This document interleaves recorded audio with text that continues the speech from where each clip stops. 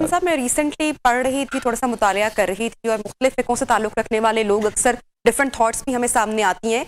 हम सेलिब्रेट करते हैं, शब बारात भी सेलिब्रेट करते हैं, और ये कहा जाता है कि ये मग़फ़रत की रात है, और इस रात जिन लोगों की ज़िंदगी ख़त्म हो जाएगी, उनकी ज़िंदगी का पत्ता झड़ जाएगा, और पूरा बख्शिशनामा जो है वो अल्लाह के हुज़ूर जाता है, गुनाह बख्श दिए जाएंगे अगर इबादत करेंगे। लेकिन फिर मैंने सुना इस बारे में कि ये एक्चुअली जो रात है, ये लैलतुल क़द्र यानी कि जो 27वीं को हम या इन ताक रातों में तलाश करते हैं कि उस दिन हमारा जो अमाल नामा है वो सामने रखा जाएगा। तो कोई कॉन्फ्लिक्ट या किसी तरह का तजाद है बात में? मैं चाहूंगी कि थोड़ी सी क्लैरिटी या रहनुमाई अगर आप फरमा दें। नहीं, ऐसी कोई बात नहीं है, आप बिल्कुल बजा फरमा रही हैं। वो शबे बारात में नामा अमाल वो दिया जाता है, लेकिन शबे कदर के अंदर खास बात यह है कि वो नामा अमाल के ऊपर सनद तस्दीक जो है वो लगा दी जाती है।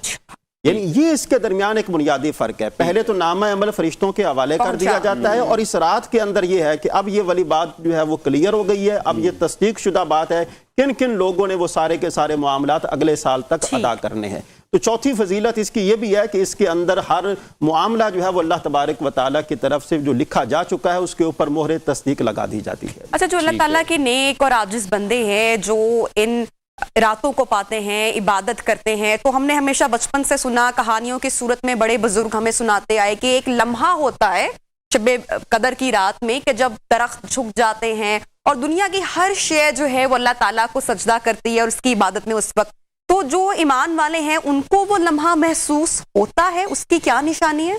बहुत अच्छा सवाल है जी, बड़ा ही खूबसूरत सवाल है जी। अल्लाह तबारक व तआला हमें वो लम्हा जो है वो नसीब फरमाए। यकीनन वो लम्हा जो है वो बहुत बड़ा लम्हा है। अच्छा, इस रात की एक और ख़ास बात ये भी है, मैं आपके सवाल की तरफ आने से पहले ये बात अर्ज़ कर दूं।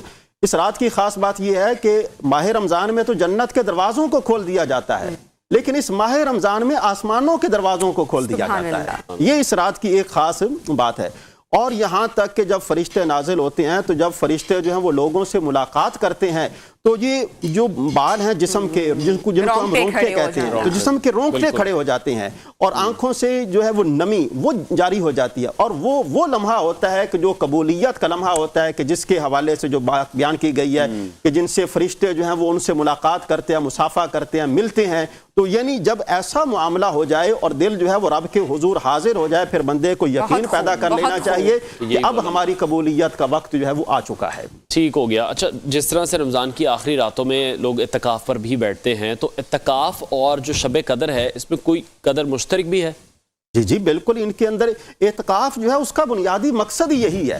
इत्तिकाफ का कोई और मकसद नहीं है। इत्तिकाफ का मकसद यह है कि जो आदमी अल्लाह के हुजूर बैठेगा, दूसरे लोग शब कदर को पा सकते हैं या नहीं पा सकते, लेकिन जो इत्तिकाफ करने वाले हैं वो शब कदर को जरूर पाएंगे। इसी वजह से कहा गया है कि आप अपने इत्तिकाफ के अंदर शब कदर को पाने की कोशिश करें। और इसमें मैं एक और बात आपके सामने अर्ज कर दूं, ये सारी की सारी रहमतें और बरकतें नसीब किन लोगों को होगी? अब ये बड़ा अहम सवाल है। अगर देखा जाए शब कदर के अंदर 4 लोग ऐसे हैं कि जो इस रात रहमत इलाहिया से महरूम रहते हैं। नंबर 1, जो आदि शराबी है वो इस रात जो है वो रहमत इलाहिया से महरूम रहता है। नंबर 2, जो माँ बाप का नाफरमान है। तीसरे नंबर पर जो अपने रिश्तेदारों से कता ताल्लुकी करने वाला, और चौथे नंबर पर यह है कि जो दिल में बुग़्ज़ रखने वाला है। मैं यहाँ पे ज़िमनन एक बात आपके सामने अर्ज कर दूँ, हमारे मुआशरे के अंदर ये बीमारी बहुत आम है। हर एक के दिल के अंदर बुग़्ज़ और हसद, कीना, ये वाली चीज़ें हैं। तो हमें ज़रूर इस मुबारक रात के हवाले से सोचना चाहिए कि अगर अल्लाह तबारक व तआला ने इतनी मुबारक रात हमें अता फरमाई है, तो हमारे दिल जो है वो लोगों के लिए पाक और साफ़ होने चाहिए, ताकि हम अल्लाह की रहमत को हासिल कर सकें। बहुत सारे लोगों को देखा है जो नफ़ली इबादत भी करते हैं। मैंने अक्सर लोगों को देखा है नमाज के बाद दुआ किए बगैर उठ जाते हैं। तो फिर नमाज भी तो वो एक मुकम्मल दुआ है, वो ये कहते हैं, और अल्लाह दिलों के हाल जानता है, ये बात भी मैंने सुनी है। लेकिन वो अल्लाह से वो जो राब्ता है, वो जो रो कर गिड़गिड़ा कर उसे दुआ मांगना, इस्तग़फ़ार करना, उससे बात करना, उसके बगैर तो नहीं बात बनती। ये बड़ी अहम बात आपने की। इस हवाले से मैं 2 बातें आपके सामने अर्ज करना चाहूँगा। जब हम लोग नमाज पढ़ते हैं, नमाज पढ़ने के बाद दुआ मांगना ये सुन्नत मुबारका है। जिस तरह के हमारी बहन ने ये वाली बात की है कि लोग नमाज पढ़कर जल्दी से निकलने की कोशिश करते हैं, जबकि हदीस पाक के अंदर ये बयान किया गया है कि दुआ इबादत का मग़ज़ है। अब आपने इबादत कर लिया, इबादत करने के बाद उस इबादत की कबूलियत के लिए अल्लाह के हुजूर आप दुआ करें कि मेरे मालिक, मैंने ये वाली इबादत जिस तरह भी अदा की है तो मेरी इबादत को कबूल फरमा। पहली बात तो ये है कि फ़र्ज़ नमाज के बाद और इबादत के बाद दुआ मांगना ये अल्लाह के प्यारे हबीब की सुन्नत मुबारका है। और दूसरे नंबर पर इबादत के बाद दुआ मांगना ये दुआ की कबूलियत की भी अलामत है। ठीक है। यानी अल्लाह के प्यारे हबीब ने फरमाया कि जब तो नमाज अदा कर लो तो नमाज की अदायगी के बाद दुआ मांगा करो, इसलिए कि नमाज की अदायगी के बाद दुआ जो मांगी जाती है अल्लाह तबारक व तआला उस दुआ को कबूल फरमाता है। तो मालूम ये हुआ कि फ़र्ज़ नमाज के बाद और इबादत के बाद दुआ मांगना ये सुन्नत भी है और दुआ मांगना ये दुआ की कबूलियत की अलामत भी है। अच्छा, वो यासीन साहब वो कहते हैं ना कि सोते बच्चे को चूमेंगे तो उसको कैसे मालूम पड़ेगा कि उससे मोहब्बत करते हैं, तो उसके लिए इजहार जो है वो करना पड़ेगा। तो इसी तरह जब हम अपने गुनाहों की बख्शिश की बात करते हैं तो सिर्फ तस्बीह हाथ में पकड़ ली और अस्तगफिरुल्लाह पढ़ते गए, लेकिन दिल से जब तक वो आह नहीं निकलेगी, जब दिल से उसको पुकारेंगे नहीं कि वो हमारे गुनाहों की बख्शिश कर दे, तो वो तस्बीह पे इस्तगफार पढ़ने का कोई फायदा होगा? मैं तो आपके सवालात सुनकर बड़ा हैरान हो रहा हूँ कि आज मुझे ऐसा लगता है कि आप पर अल्लाह की खास करम नवाजी है, और काश के ये वाले सवालात जो हैं वो हमारे नाजरीन इनके जवाबात समझ सकें। बिल्कुल, बड़ी खूबसूरत बात है। देखिए, अल्लाह तबारक व तआला ने हमें पैदा ही अपनी इबादत के लिए किया है। अल्लाह तबारक व तआला इस बात को पसंद फरमाता है कि आप मेरे साथ मोहब्बत करते हैं तो आप मेरे साथ मोहब्बत का इजहार करें। जब एक इंसान दूसरे इंसान के साथ जिस तरह की औलाद है, माँ बाप जो है वो इस बात को पसंद करते हैं कि उनकी औलाद जो है वो उनके साथ मोहब्बत का इजहार करें, उनके लिए तारीफी कलिमात कहें। इसी तरह अल्लाह रब्बुल आलमीन की ज़ात इस बात को पसंद फरमाता है कि उसके बंदे उसके हुजूर आए।